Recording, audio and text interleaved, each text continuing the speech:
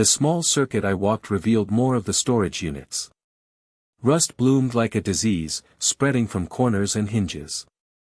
The numbers, once bold and bright, now faded.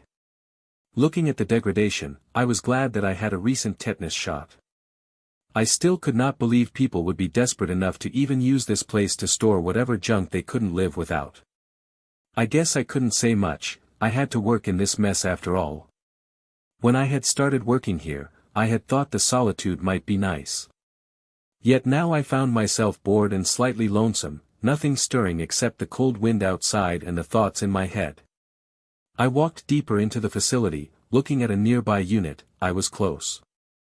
It was into the 100s, so I was almost to my destination. The rows of storage units stretched out in long corridors.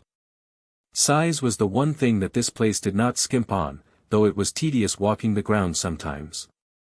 The units stood shoulder to shoulder, monotonously watching me as I walked between them. Then I came upon Unit 113.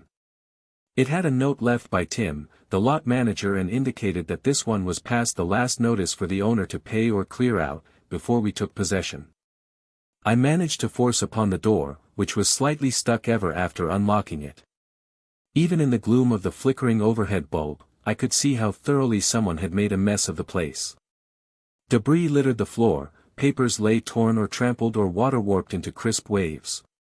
A pattern was drawn on the wall, likely some kind of graffiti. I rubbed a finger over it and relaxed when I realized it was chalk and not paint, easier to clean up. The more I looked around, the clearer it became that I'd stumbled upon someone's obsession. Old books were stacked along the walls of the unit and falling out of crumbling boxes. The spines of the books bore weird titles and strange symbols that looked like something out of the occult.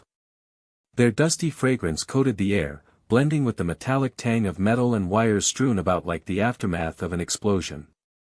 Bits of brass and rusted tools caught the overhead sickly light. It seemed as if whoever was using the unit had been building or repairing something. At least they were before it was just left abandoned. I found the clash between the weird books, odd chalk symbols and the metal scrap rather jarring. I might have been overthinking it. But it was stranger than usual. Most units filled up slowly, at a pace their owners never admitted was trash. But not this one. Not when scattered across the room were papers with hastily scribbled notes and diagrams, tapestries of ideas pinned haphazardly to the walls. With a floor littered with open books, their pages marked with frantic underlines and exclamation points. Whoever had used this space had been driven by an almost manic sense of purpose, evident in the chaotic yet intentional arrangement of every item. I took a closer look at the